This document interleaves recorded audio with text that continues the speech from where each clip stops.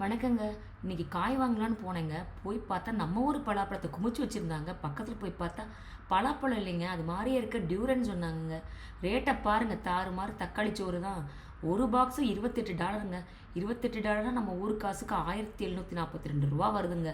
அப்படி என்னடா இதில இருக்குன்னு ட்ரை பண்ணலாம்னா, அது கொஞ்சம் ஸ்ட்ராங் ஸ்மெல்லா இருந்துச்சுங்க.